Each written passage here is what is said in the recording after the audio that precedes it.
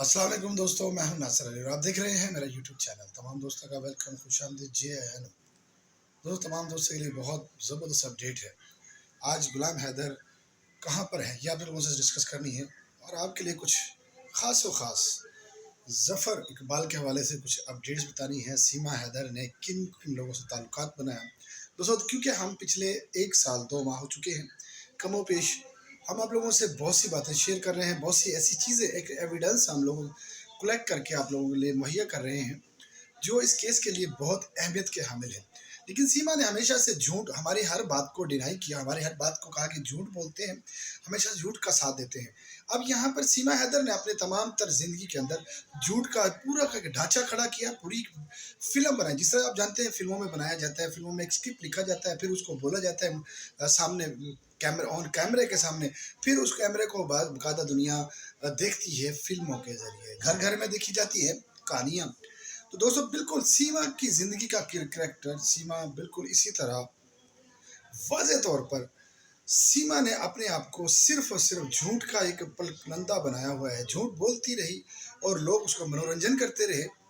देखने में वो एक महिला नहीं, वो मैं इसको क्या कहूँ, आप समझ सकते हैं कि मैं कहना नहीं चाह रहा। एक ऐसा वर्ड है, एक ऐसा लफ्ज़ है जो मैं बोलूँ तो मुझ जैसे इंसान के ऊपर भी सवाल उठ सकते हैं। दोस्तों, उसका पूरा कैरेक्टर देखें, उसकी पूरी ज़िंदगी का हाल देखें, वो किन किन लोगों के राब्ते में थी और किन किन लोगों के साथ उसका ताल्लुकात था। ज़फ़र इकबाल भी इसके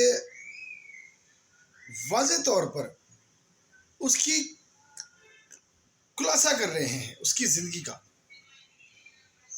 क्योंकि सीमा ने जिस तरह अपने आप को पेश किया लोगों के सामने, वो एक सनातनी बनाकर पेश किया।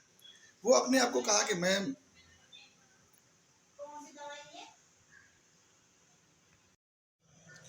तो सीमा ने अपने अपने पूरी ज़िंदगी का ख्याल, पूरी ज़िंदगी का ख्याल, पूरी ज़िंदगी का कैरेक्टर, लूज कैरेक्टर दिखा दिया। ज़फ़र बलोच ने के साथ साथ इकबाल, जावेद इकबाल आए हैं, इसके अलावा बहुत से लोग आए हैं। वो तमाम लोगों के राब्ते में थी, दुबई में गई थी, दुबई में वहाँ पर कौन लोग मिले और किस तरह से इसको दोस्तों उसने इस्तेमाल किया, तमाम इसकी वो खुलासे कर रहा था वो। दोस्तों, क्या ऐसी महिला को आप क्या कहेंगे, क्योंकि उसने सबसे पहले उस शख्स गुलाम हैदर ने जिसको कोई इज्जत थी, उसको निकाह किया उसके साथ, उसको इज्जत दी, मकाम दिया, उसको अपनी वाइफ बनाया, पत्नी बनाया और उसको ज़िंदगी की हर सहूलत मुहैया की। लेकिन सीमा ने शुरू में उसके घर वालों को दूर किया, फिर उसकी जो पहली बीवी थी उसको दूर किया और इसको फिर भी इज्जत रास नहीं आई और गुलाम हैदर ने इसको अलहदा से मकान लेकर दिया, वहाँ पर भी इसको चैन नहीं आया। गुलाम हैदर को भेजने वाली खुद थी, गुलाम हैदर को खुद इसने बाहर भेजा था। उसके बाद इतने मुख्तलिफ लोगों से राब्ते किए और उनसे ताल्लुकात बनाए, नाजायज़ जायज़ सारे ताल्लुकात बनाती रही, उनके साथ रहती रही है। फिर उसके बाद इसने दुबई गई, दुबई के अंदर उसे भी जावेद इकबाल ने उसका खुलासा किया है वो किस तरह से उनके साथ रही और गलत तरीके से उनके साथ ताल्लुकात बनाए रखी और उसने उसका पूरा ढांचा अल्फाज में बयान किया है। दोस्तों, क्या अभी भी सचिन को एहसास नहीं हो रहा कि उसने किस शख्स, किस औरत के साथ ताल्लुक बनाया है और क्या उसको लग रहा है, या तो सचिन का किरदार भी फिर ऐसा ही होगा, क्योंकि अब उसको सब ये बातें झूठ लग रही हैं जो हकीकत हैं, लेकिन उसको झूठ लग रही हैं। वो कहते हैं कि शायद पाकिस्तानी जोश में, जुनून में और इसके विरोध में ये बातें करते हैं, जबकि हम हकीकत बताते हैं। जो हमारे पास खबर होती है वही हम आप लोगों से शेयर करते हैं। जितने भी चाटुकार थे सीमा हैदर के, बहुत से चाटुकार थे साथ जुड़े हुए थे। सीमा हैदर जब यहाँ से गई थी पाकिस्तान से, लेकिन फिर भी उसको कुछ नहीं आया। अब वहाँ पर उसको नागरिकता नहीं मिली, लेकिन अब वो फंसी हुई है, वहाँ से निकलने का रास्ता नहीं है। एपी सिंह मकार इंसान ने झूठ से हमेशा साथ लिया और झूठ बोलते हुए सीमा को भी फंसा दिया।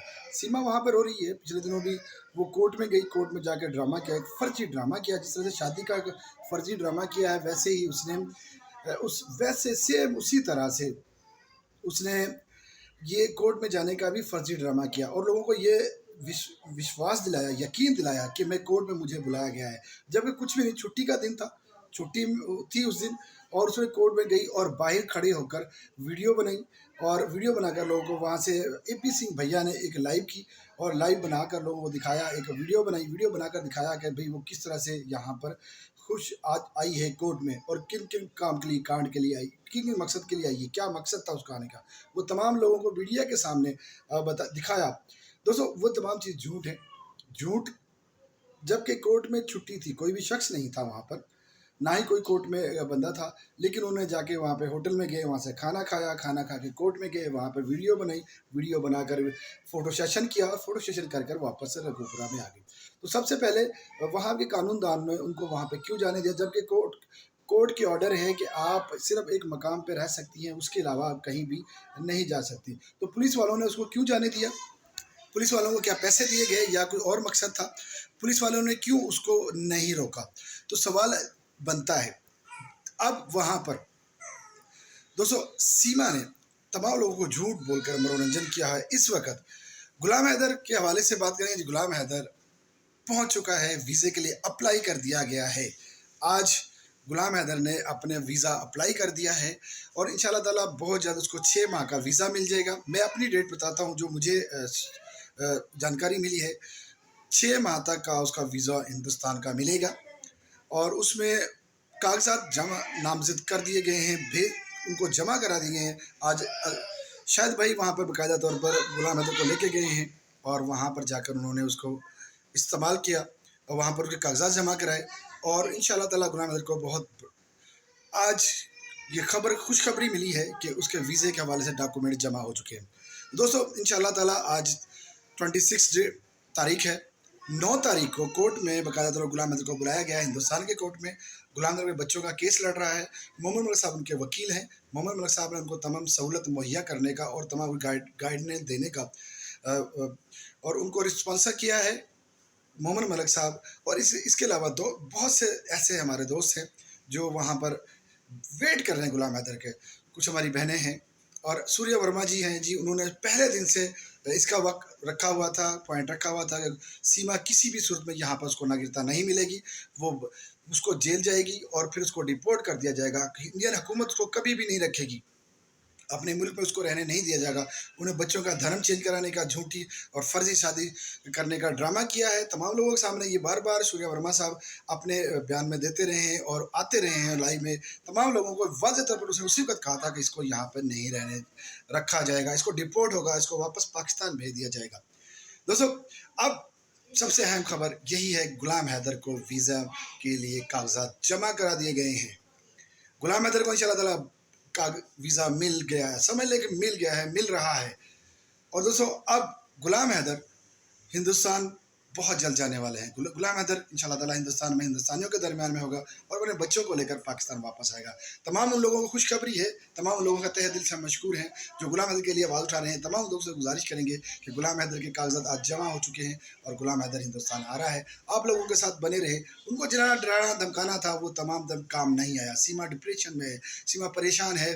अब वो मज़हब के पत्ता खेल रही है, पाकिस्तान के खिलाफ जहर उगलना मज़ीद तेज़ कर दिया है कि शायद वो कोई गलत बात करें जो हिंदुस्तान के ख़िलाफ़ या वहाँ के इदारों के ख़िलाफ़, तो उनको मुश्किलात पैदा हो गुलाम हैदर के लिए। तो ऐसा हमारा कोई मकसद नहीं। हमने हमारा सिर्फ़ और सिर्फ गुलाम हैदर के लिए, बच्चों के लिए आवाज़ उठाना था। हम उसकी बात करते हैं उनके बच्चों के लिए और यही हमारा मकसद। इसके अलावा हमारा और दीगर कोई मकसद नहीं है।